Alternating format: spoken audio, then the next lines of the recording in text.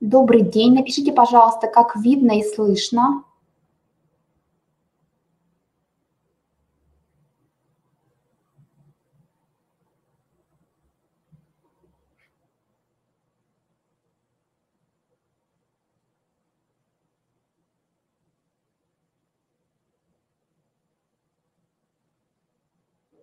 Добрый день.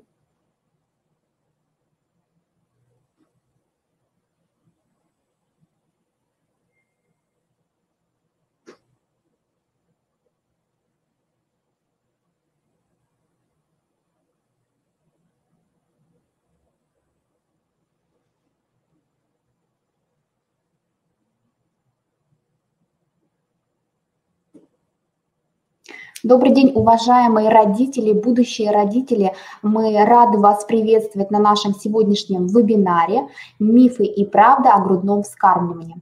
Меня зовут Твердова Марина Владимировна. Я являюсь сотрудником Коми-Республиканского института развития образования, методистом Республиканского консультационного центра, в рамках которого организован сегодняшний вебинар. Для освещения вопросов сегодняшнего вебинара мы пригласили Григорьеву Евгению Сергеевну, практикующего психолога, руководителя студии семейного развития «Гармония». Напоминаю также, что у вас есть возможность писать свои вопросы в чате, на которые Евгения Сергеевна обязательно ответит в процессе своего выступления. Также вы можете записаться на бесплатную консультацию в Республиканский консультационный центр. Все контакты представлены на слайде. Итак, Евгения Сергеевна, подключайтесь. Добрый день. Как меня видно, как меня слышно? Посмотрите, со мной сегодня оказался в эфире такой большой динозавр.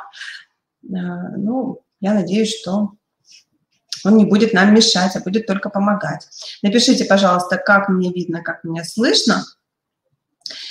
Спасибо, Марина, за то, что представила меня. Я прошу включить презентацию мою по нашей теме сегодня. Да, благодарю. Мы сегодня обговорим основные положения грудного вскармливания. А кроме того, разберемся, какой же информации нужно доверять, а какая информация очень часто транслируется мамам, но является заблуждением. Для того, чтобы работа происходила интереснее для вас, уважаемые участники, я подготовила такие вот вопросы, на которые вы будете сами себе и мне отвечать, и дальше я буду комментировать ответы. Я являюсь консультантом по грудному вскармливанию и достаточно много работаю с кормящими мамами, очень много получаю вопросов, ежедневно, бывает несколько раз в день я отвечаю на вопросы кормящих мам. И очень часто те суждения, которые есть у мам, к сожалению, являются ложными. Мамы получают эти данные и от своих близких, и от врачей, и от, ну, и из интернета, безусловно, да, это транслируется в социальных сетях и в интернете. И я вижу, как часто мамы испытывают трудности не просто в поиске информации, но в ее анализе. То есть мама звонит или пишет и говорит о том, что есть такое мнение, а есть такое мнение. А к чему же доверять? Вроде бы и там написано правильно. Чему же доверять? Поэтому мы с вами сейчас будем разбираться в своей практике с кормящими мамами. Я убеждена и транслирую эту мысль о том, что мама должна быть компетентной, должна понимать и осознавать, что она делает. Наша сегодняшняя встреча именно этому и будет посвящена росту вашей компетентности. Итак, мы разберем несколько основных тем, которые возникают, вопросов, которые возникают у каждой кормящей мамы. Я вижу сейчас, есть у нас участники, напишите, пожалуйста, вы в ожидании ребенка или вы уже кормящая мама. Может быть, какие-то вопросы, которые хотелось бы сегодня, чтобы я осветила, и вы бы получили ответ. Это мне поможет ориентироваться на ваши пожелания. Мы пойдем сейчас работать с первым утверждением. Звучит оно следующим образом. Большая часть женщин способна вскормить ребенка только грудным молоком минимум до 6 месяцев. Как вы считаете, задайте себе вопрос, это правда или миф? Может ли женщина обычная вскормить ребенка минимум 6 месяцев только грудным молоком? Либо большая часть женщин все-таки должны прибегать к каким-то искусственным способам кормления. Задайте себе вопрос, ну а я пока прокомментирую. Данное утверждение является правдой. Около 95% женщин могут вскормить ребенка грудным молоком. Только 5% женщин имеют действительно проблемы с выработкой молока и с выработкой необходимого количества молока.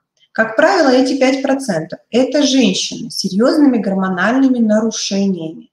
У этих женщин достаточно часто даже сама беременность не наступала, вынашивание ее было при поддержке медикаментозной, сама беременность наступала при помощи медикаментов, при воздействиях врачей. Да? То есть у них изначально были сложности с тем, чтобы осуществлять материнское поведение телом. Да?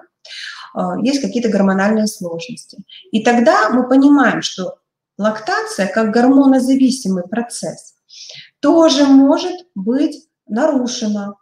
Но, как правило, эти женщины лактируют, но, возможно, недостаточно вырабатывают молока.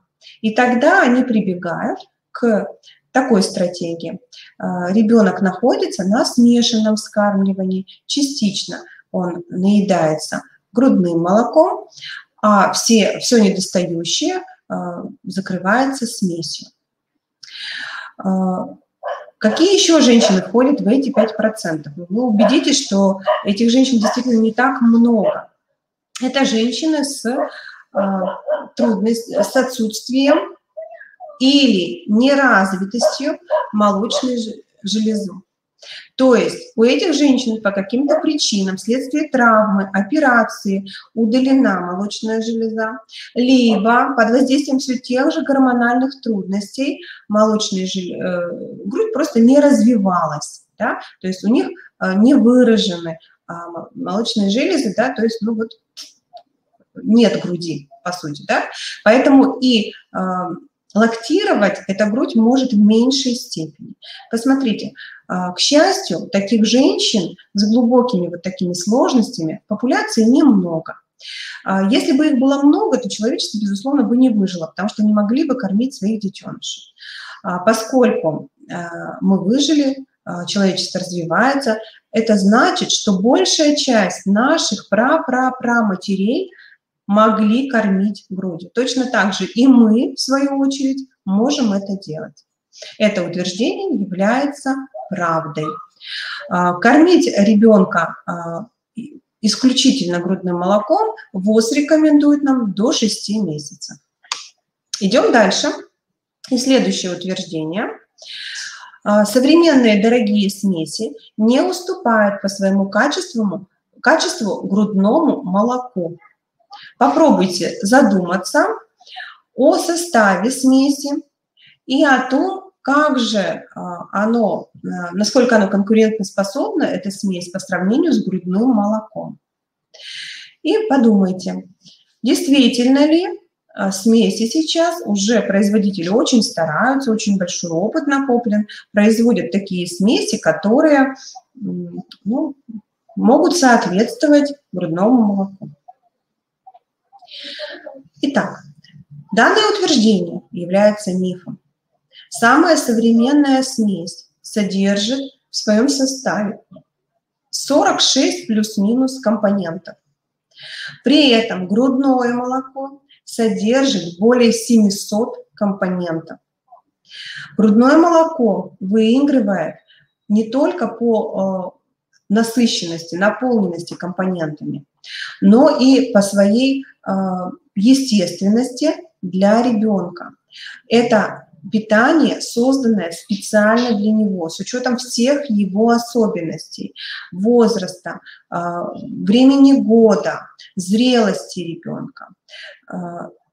Смесь носит, ну, такую вот, она такая унифицированная еда, да? Недаром детей на смесь называют искусственниками, то есть они получают искусственное вскармливание. И, к сожалению, подобрать подходящую смесь удается далеко не всем, потому что подходить к подбору смеси нужно как к выбору лекарств. То есть это должен быть очень обоснованный, очень обдуманный выбор.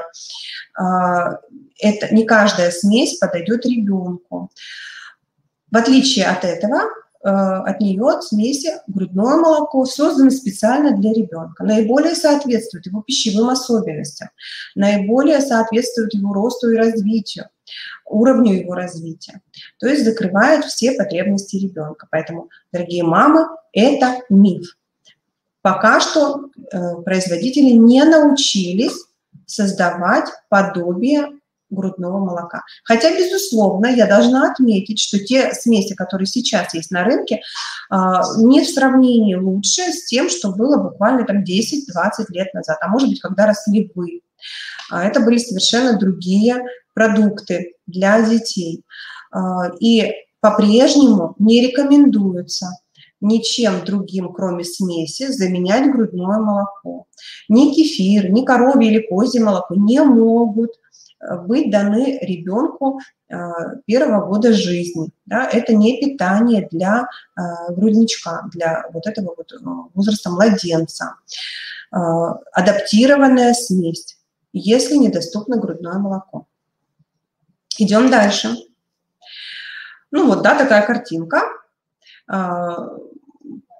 Для того, чтобы вы поняли, в каких отношениях находится смесь и грудное молоко. Есть еще один вариант вскармливания ребенка – это донорское грудное молоко, когда другая кормящая мама, прежде она была кормилицей, она давала ребеночку молоко. Напишите, пожалуйста, как меня видно, слышно, потому что чуть подвисало, я вижу. Напишите, пожалуйста. Так вот, донорское молоко – это лучше, чем смесь, потому что это молоко естественное, созданное для ребенка, но просто для другого ребенка. Тем не менее, практика донорства молока есть во всем мире. К сожалению, в нашем городе это недоступно, и в республике в целом. Но я знаю о таких случаях, когда мамы договаривались о донорском молоке между собой. Да, например, у меня в практике была женщина, которая родила в одно время со своей сестрой родной, и поскольку ей не хватало молока, сестра давала молоко и была донором. Поэтому такой вариант тоже может быть. Однако мы должны помнить, что грудное молоко – это биологическая жидкость, да, поэтому мама-донор должна быть, конечно, здорова. Напишите, пожалуйста, как меня видно, слышно. У меня есть сомнения по тому, как идет трансляция.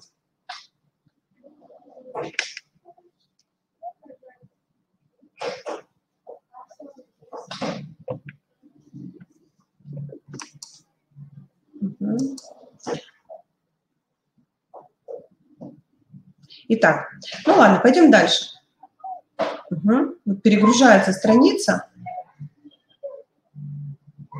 Как меня видно? Ага, все, хорошо, благодарю, потому что у меня как будто бы подвисает. Поехали. Идем к следующему утверждению. Миф – это или правда, что грудное молоко бывает разного качества? Как вы думаете?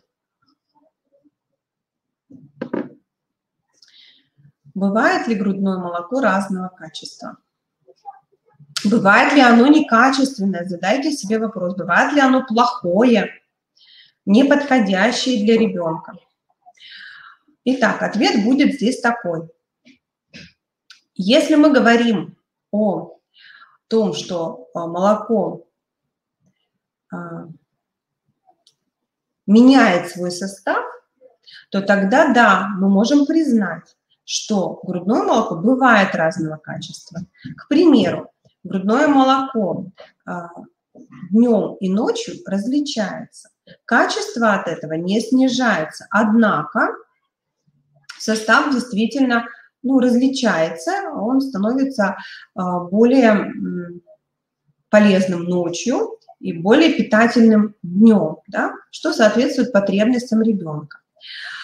Если же мы возьмем качество как экологичность, чистоту или полезность, то грудное молоко всегда полезно, всегда экологично и всегда чистое. Поскольку оно находится в груди мамы, поэтому и мама у нас здорова, мы предполагаем, что все ее биологические жидкости находятся в норме. И молоко не может испортиться в груди. Неоднократно я слышала такие комментарии от мам, что у меня застой, молоко там это плохое, его велели, кто-то велел его сцедить и вылить. И давать ребенку это нельзя. Это миф, это грубое заблуждение. Грудное молоко у мамы во время застоя неплохого качества. Оно должно быть дано ребенку, чтобы ребенок рос и развивался, а мама бы почувствовала себя лучше и избавилась бы от застоя. Да? Поэтому ответ здесь неоднозначен. Да, грудное молоко может быть разного качества, но каждое это качество хорошее. Поехали дальше. Миф или правда, что мама сама может увеличить или уменьшить количество грудного молока? Как вы думаете, задайте себе вопрос, влияет ли мама на количество вырабатываемого ею грудного молока? Очень частым запросом от кормящих мам является такой запрос: у меня мало молока, мне не хватает молока.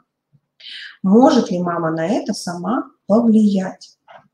В утверждении, которое перед вами, написано, что мама сама может это делать.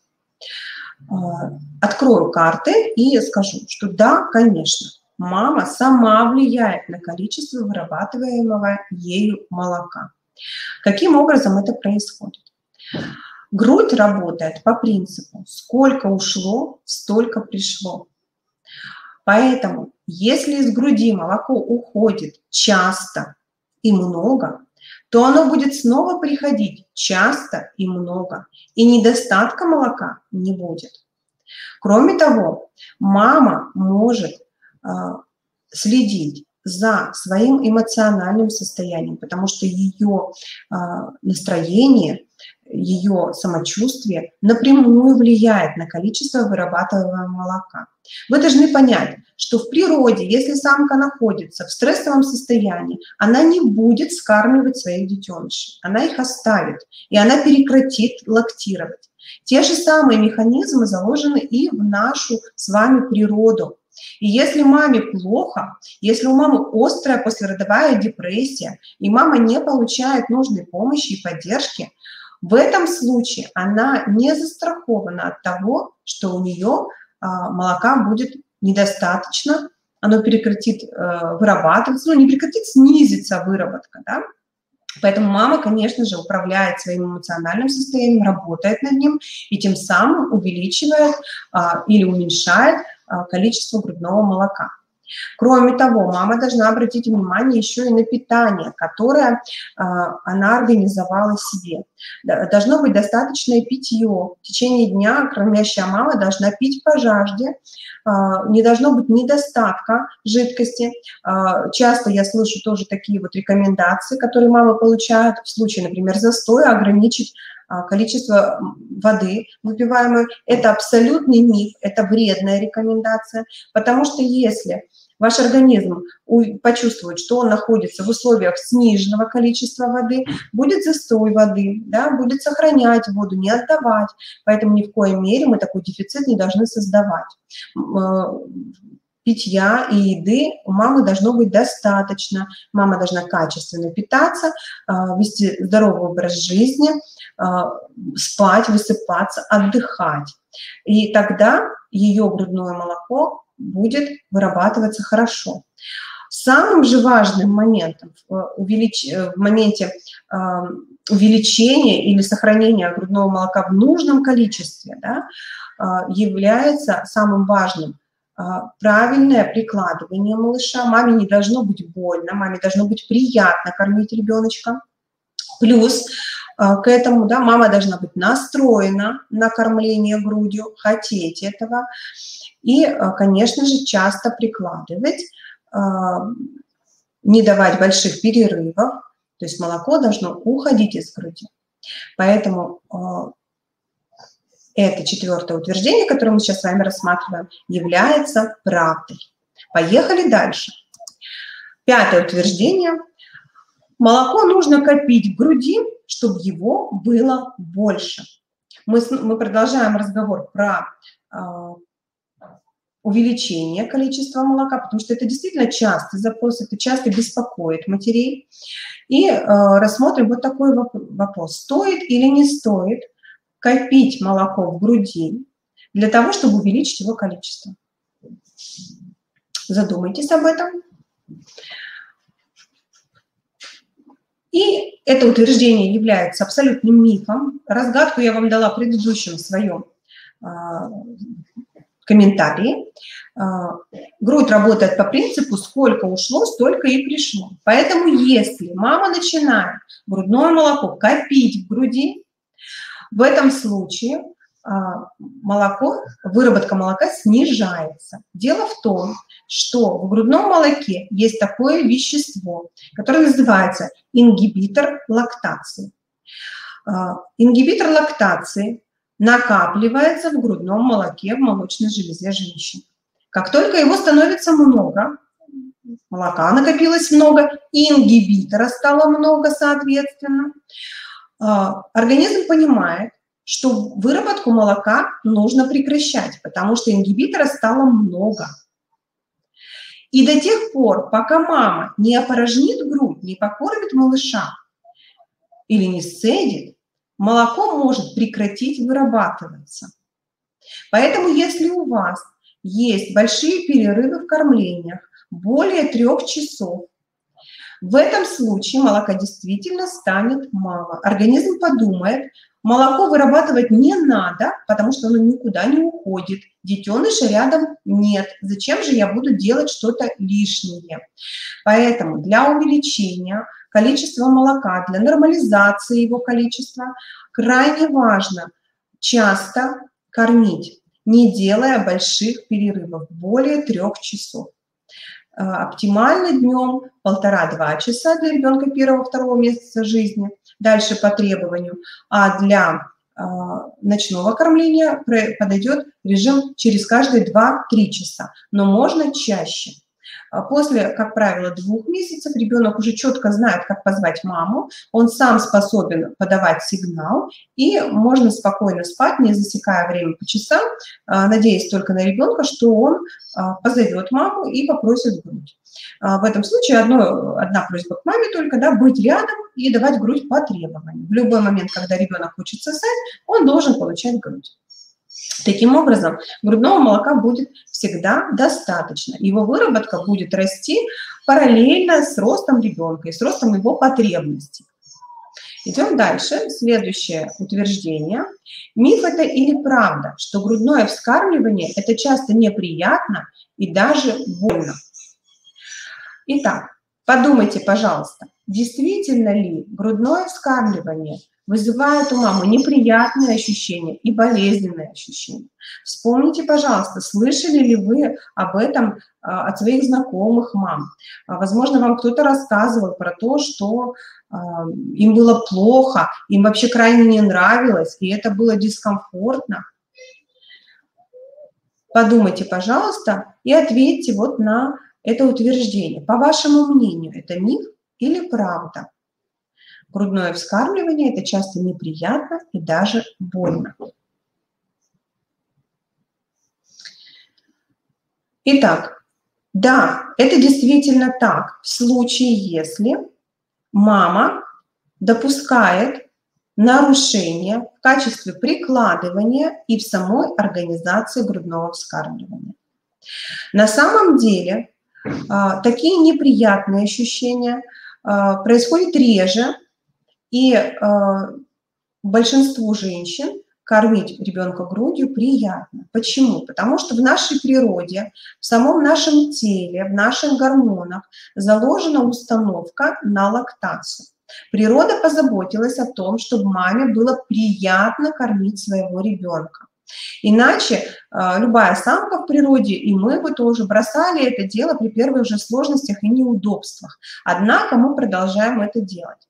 И когда вы будете говорить с какой-то мамой, которая долго, уже там какое-то время хотя бы кормит ребенка грудью, вы спросите, приятно это тебе или нет? Скорее всего, мама ответит, да, мне это приятно, мне это нравится, я этим дорожу. Я не хочу это прекращать, потому что это хорошо для меня прежде всего самой, но и для ребенка, естественно, тоже.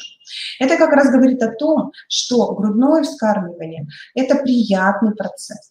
Во время того, как мама кормит ребенка грудью, как мама лактирует, у нее вырабатываются гормоны эндорфин и окситоцин. Это те же самые гормоны, которые вырабатываются у женщины во время оргазма, то есть когда ей максимально приятно. И таким образом каждое грудное вскармливание сопровождается удовольствием, расслаблением для мамы. И неприятные ощущения, болезненные ощущения возникают при нарушениях организации грудного вскармливания. Если вам по-прежнему больно, неприятно, если вы испытываете дискомфорт, часто бывает, что мамы плачут при подаче груди, это повод срочно обратиться за помощью к консультанту по грудному вскармливанию для того, чтобы вам помогли наладить процесс грудного вскармливания.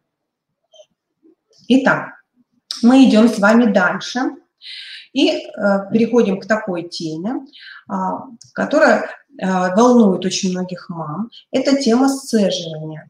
И вопрос звучит следующим образом. Миф или правда? Следующее утверждение о том, что регулярное сцеживание грудного молока обязательно. Подумайте, как вы считаете, что вы об этом слышали? Как это комментируют ваши близкие? Получали ли вы, может быть, рекомендацию о том, что нужно обязательно сцеживаться, обязательно купить молокоотсос, обязательно научиться сцеживаться рукой и вообще делать это почаще и каждый раз вообще после кормления? Итак, данное утверждение о регулярности сцеживания грудного молока является мифом, поскольку грудь работает, как я говорила уже, по принципу «сколько ушло, столько пришло», в груди находится всегда оптимальное количество грудного молока, ровно столько, сколько нужно ребенку на кормление. Ребенок в прошлый раз высосал 20 мл, и снова пришло 20 мл. У другой мамы ребенок подрос, и уже за раз он съедает 120 мл. Значит, у нее каждый раз приходит 120 снова. В случае, если мама начинает регулярно сцеживать грудь, она раскачивает лактацию, и может быть такой вот неприятный итог, который называется гиперлактация, когда молока слишком много, когда образуются излишки, когда маме приходится постоянно сцеживать, А в случае, если она пропустит, устала, забыла, не успела, у нее очень быстро может сформироваться застой и очень болезненное ощущение в груди. Ребенок с таким количеством молока не справляется.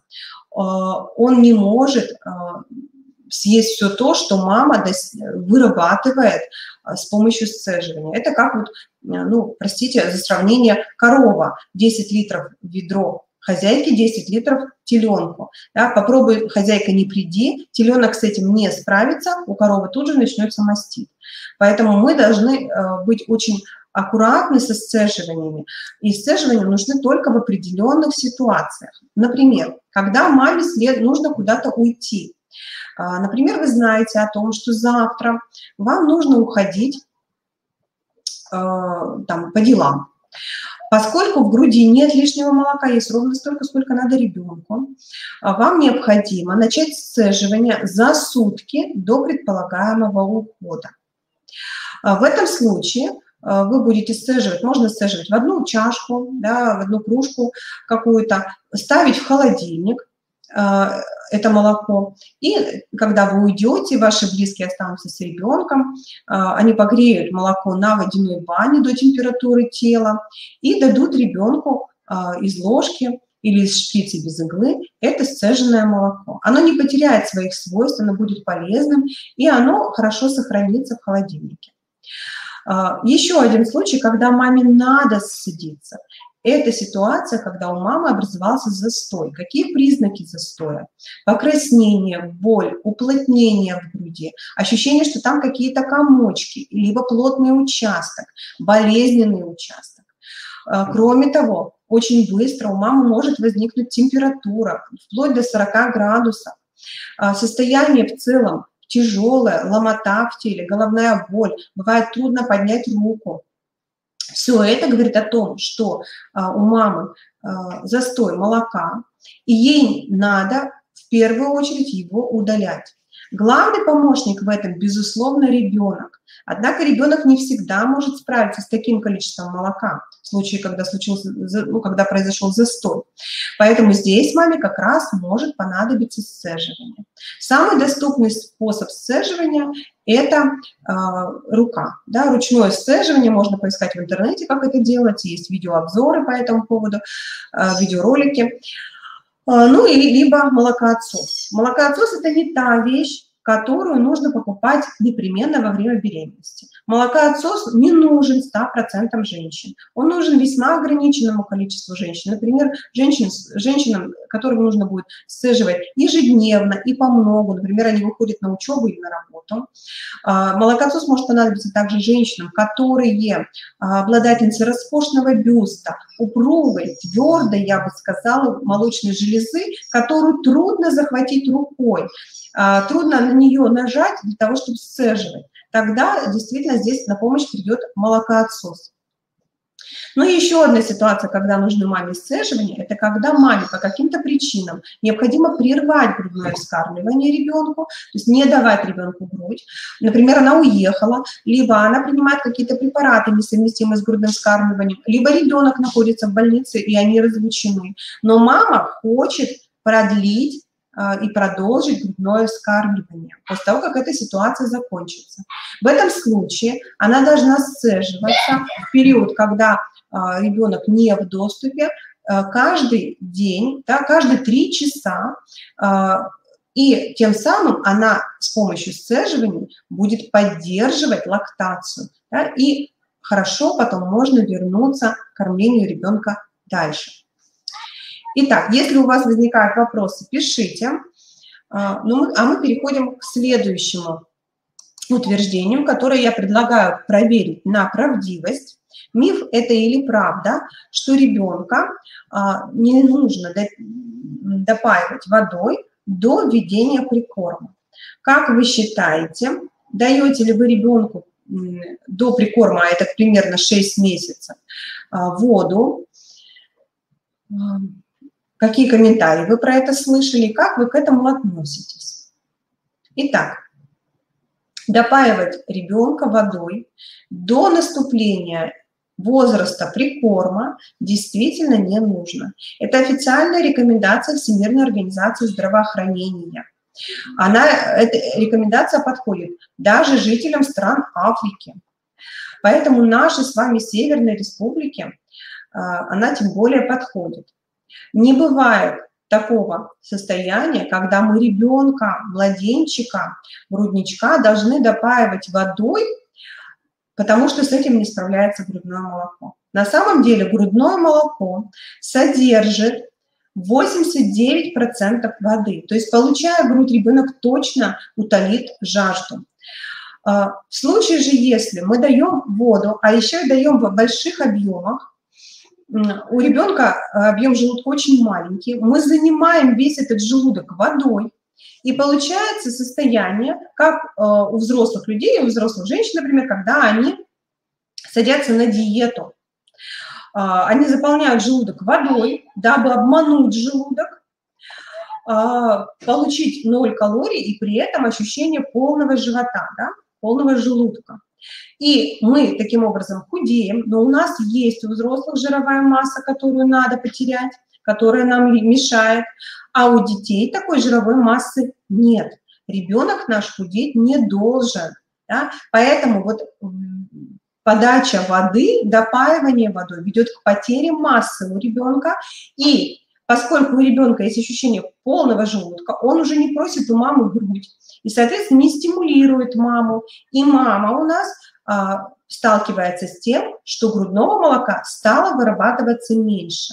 Всему виной вот эти допаивания. Вода появляется в рационе ребенка с введением прикорма. Именно тогда, когда в 6 месяцев вы дадите ребеночку овощное пюре, либо кашу, зависит от того, какую схему прикорма вы возьмете на вооружение. И тогда вы познакомите ребенка с водой. Поверьте, все дети воду пьют, бояться того, что он будет отказываться, не стоит. Если же ребенок отказывается от воды, то это всего лишь повод приложить его к груди, чтобы он попил. Переднее молоко, которое находится в груди у мамы, более такое водянистое. Если ребенок хочет пить, то он недолго остается у груди, получает вот это переднее молоко, не досасывая до жирного питательного заднего молока и утоляет жажду. Если ребенок проголодался, то он остается в груди дольше и еще и поест. Поэтому грудь и грудное молоко – это все, что нужно ребенку. Ребенок при мамином адекватном поведении будет удовлетворять все свои потребности через грудное вскармливание. Поэтому да, данное утверждение является правдой. Идем дальше. Миф или правда, что соски, бутылки и пустышки должны быть под рукой у кормящей мамы. Когда мы беременеем и идем в магазин для будущих мам или для малышей, мы видим очень-очень много вот таких вот аксессуаров для кормления ребенка. Пустышка вообще уже так вот срослась с образом младенца. Действительно ли у нас есть потребность в том, чтобы непременно держать эти аксессуары под рукой и пользоваться ими? Подумайте, пожалуйста, вспомните, купили ли вы бутылочку обязательно во время беременности еще, купили ли вы пустышку, может быть, кто-то вам их подарил. Да, то есть вот кто-то нес вот эту идею о том, что обязательно в доме, где есть младенец, нужно вот эти аксессуары иметь. Это абсолютный миф. Это неправда. Все это соски, бутылки, пустышки являются аксессуарами для искусственного вскармливания. Для тех деток, которые нуждаются в смеси. Для тех же детей, которые получают грудное молоко, и мама находится с ними, не уходит ежедневно на большое количество времени на работу, все это не нужно. Эти аксессуары – это атрибуты искусственного вскармливания. Что такое смесь? Смесь это искусственная еда, которая дается по часам, как лекарство. Раз в 3 часа в среднем дается смесь. При этом крайне важно, чтобы вам правильно была рассчитана смесь. Об этом должен позаботиться ваш педиатр. Смесь дается по часам, как я уже сказала. И в ближайшие 2,5-3 часа ребенок смесь получать больше не будет. При этом мы понимаем, что у грудничка, у младенчика есть очень активный сосательный рефлекс. Успокоение, засыпание связано для ребенка с сосанием. Но поскольку нельзя дать ему бутылку со смесью, мама должна ему дать что-то пустое, чтобы он не переел. Так появилась пустышка. В случае, если ребеночек у нас находится на грудном вскармливании, он не нуждается ни в каких пустышках. Потому что когда он хочет получить грудь, мама ему дает. А поскольку эта грудь уже несколько раз, там, за последний час, например, 2-1,5 часа, мама к этой груди прикладывала, она уже перестала быть такой наполненной, там нет такого потока молока, она как бы такая полупустая, и ребенок у нас не переедает. В случае даже, если там много молока, мы должны знать, что грудное молоко – это самоперерабатываемый продукт, который не вызывает никаких сложностей в переработке у младенчика. И ребенок не страдает от того, что он получит больше, чем ему надо молока, он просто больше пописает у вас. Поэтому каждый раз, когда ребенок на грудном вскармливании хочет сосать, он получает грудь. Тем самым он стимулирует маму, у нее не будет нехватки молока. Тем самым он получает такой вот очень важный жизненный опыт о том, что если мне что-то надо и что-то не так со мной, и мне что-то не нравится, я должен обратиться к маме. У мамы есть все, что мне нужно. Потому что грудь – это не только про поесть, это еще и про попить, про успокоиться, получить удовольствие, пообщаться с мамой. И таким образом, прикасаясь к груди, прикладываясь к груди, ребенок удовлетворяет множество потребностей. И все это удовлетворяет мама. Создается такая вера ребенка в маму, тесная связь. И потом, когда вы получаете подростка, этот подросток приходит к вам с этими трудностями, потому что он по-прежнему ходит, ну, метафоричным языком к вашей груди. У него есть вера, что мама поможет и поймет его всегда и примет. Да? Это очень важный и ценный опыт для ребенка. Поэтому не заменяйте это искусственным общением. Да? Не нужно создавать обман ребенка. Он хотел маму, он хотел к маме, а мама сунула ему пустышку. На, вот, пожалуйста, я тебя обману, меня тут нет. Рано или поздно ребенок понимает это, что его потребность мать не удовлетворяет, и делает соответствующие выводы и приобретает соответствующий опыт. Кроме того, соски, бутылки, пустышки очень часто ведут к отказу от груди. Мы должны это понимать. Все-таки из бутылки не нужно так сильно сосать.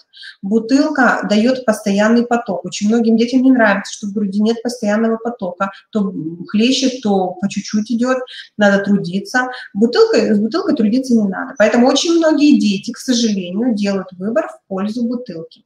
И отказное поведение от груди – это один из самых сложных вообще вопросов в решении, поэтому лучше не провоцировать. Атрибуты искусственного вскармливания, бутылки, соски, пустышки ведут к тому, что у ребенка портится прикладывание. То есть мы путаем ребенка. Ему надо определенным образом располагать язык, губы, челюсти возле груди и другим способом вокруг пустышки или бутылки. И очень часто дети, получающие вот эти заменители, к сожалению, травмируют грудь мамы. И это тоже нужно понимать, да, что травмы бывают вот от этого запутывания ребенка, прикладывание портится. Но еще один аргумент против этих заменителей. Соски, пустышки – это первые в жизни ребенка нефизиологические зависимости. Зависимость от грудного молока, от груди матери и от общения с матерью – это физиологическая зависимость. Она необходима ребенку для выживания и для психологической стабильности и безопасности. Привязанность к искусственному предмету, к пустышке, является нефизиологичной. Она равняется привязанности к сигарете, бутылке, сладкому и другому, да, шопоголизму и так далее. Это нефизиологичная, неестественная зависимость. К сожалению, первую в жизни зависимость часто формируют для ребенка мамы. Поэтому отходим, это не используем в природе. Самка млекопитающих никаких заменителей ребенку своему не дает. И мы тоже с этим можем справиться.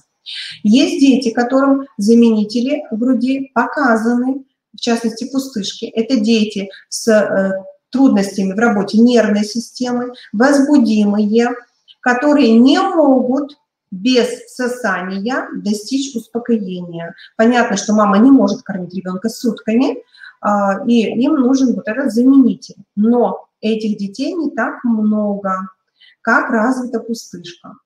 Поверьте, производители заинтересованы, чтобы вы купили все эти аксессуары. На самом деле они вам не нужны, хоть вам и говорят, что они очень необходимы. И с каждого столба вещают вам про то, что вот это атрибуты материнства. Нет, абсолютно нет. Идем дальше. У нас остался последний вопрос. Так, прошу прощения. Если мама заболела и принимает лекарственные препараты, грудное вскармливание необходимо прекратить. Миф это или правда? Как вы считаете? Что вы об этом слышали? Что вам говорили врачи в случае, если вы болели, будучи кормящей мамой? Нужно ли прекращать кормление в случае, например, если у мамы насморк, поднялась температура, болит горло, ну, такое вот обычное состояние ОРЗ или ОРВИ. Безусловно, это утверждение является мифом.